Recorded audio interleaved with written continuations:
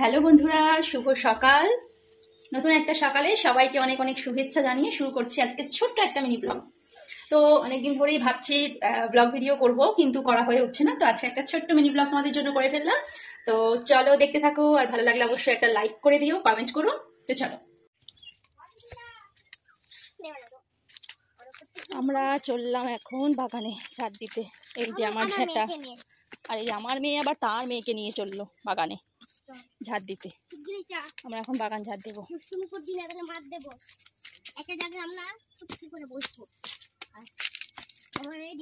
চুপটি আজকে এই দেখো, এই পাতাগুলো সব ফেলেছে এই চাল থেকে।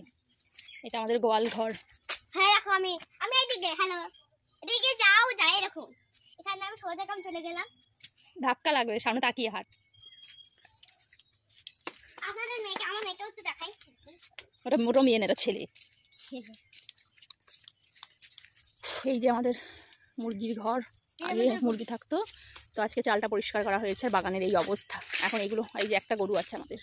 আরে অনেকগুলো বাছুর ছিল, মরেছে, আস্তে আস্তে মরেছে। এই গরুটাই বেঁচে আছে। বিকেল বেলা দিতে, এখন আর দেয় না, পাতা খাই। তাহলে নে তুই ভিডিও কর আর আমি করি, আমি ঝাড় দিয়ে নি। মাকে এখন আমার ভিডিও করতে হবে, আর বলো না। প্লিজ আমার মা, একটু এদিকে তাকাও। ওই যে আমাদের তো গরু, এখনো অনেকগুলো হচ্ছে গরুর বাছুর ছিল, মানে বাছুরগুলো একটা একটা সব মরেছে।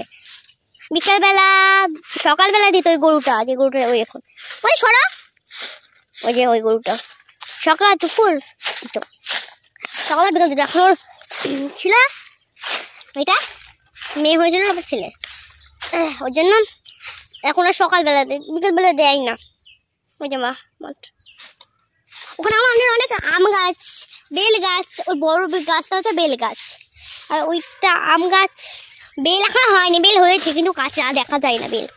ওই একটা আম গাছ, সরু আম গাছ, আর ওই যখন ওখানে একটা আম গাছ, ওখানে যখন রিক্তাদা আসে দোল খায়। ও না, একদিন এখানে রিক্তাদা এসেছিল, জানো কি করেছে?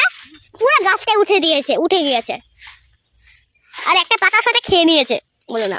হ্যাঁ, রিক আর পাকো মিলে আমি একটা খেয়ে নিয়েছি ভুল করে দিয়েছি। ও এখন গরুকে খাওয়াচ্ছে।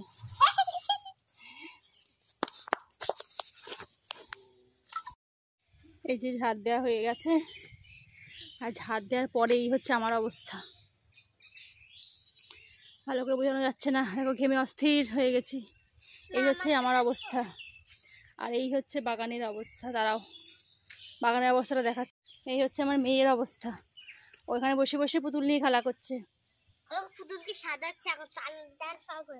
তাহলে বলে সব করছে। আর এই যে হচ্ছে বাগান, একদম নিট অ্যান্ড ক্লিন। শুধু পরে এই পাতাগুলোকে পুড়িয়ে দেওয়া হবে। কত পাতা দেখো, ওখানে এক গুচ্ছ, এখানে এক গুচ্ছ, এখানে এক গুচ্ছ, সব জমিয়ে রেখেছি। পরে শুধু আগুন দিয়ে দেবে, হয়ে যাবে একদম পরিষ্কার। প্রত্যেক দিন পাতা পরে নোংরা হয়, জানো তো। মাম চল ভাই, চল স্নান করতে হবে। এখন স্নান দান হয়নি। এখন কটা বেজে গেল? 12:30 বাজে। 12:30 বাজে, বেশি বেলা হয়নি। এখন গিয়ে স্নান করবো। আমি মেয়ে, রান্নাবান্না সব কমপ্লিট। তো বাগানটা দেখো একদম পরিষ্কার, ভালো লাগছে দেখতে। রোজ আর ঝাড় দিতে পারি না, এত বড় বাগান, সপ্তাহে একদিন করে ঝাড় দিই। তো চলো, টাটা। দেখো কি করেছে পুতুলটাকে।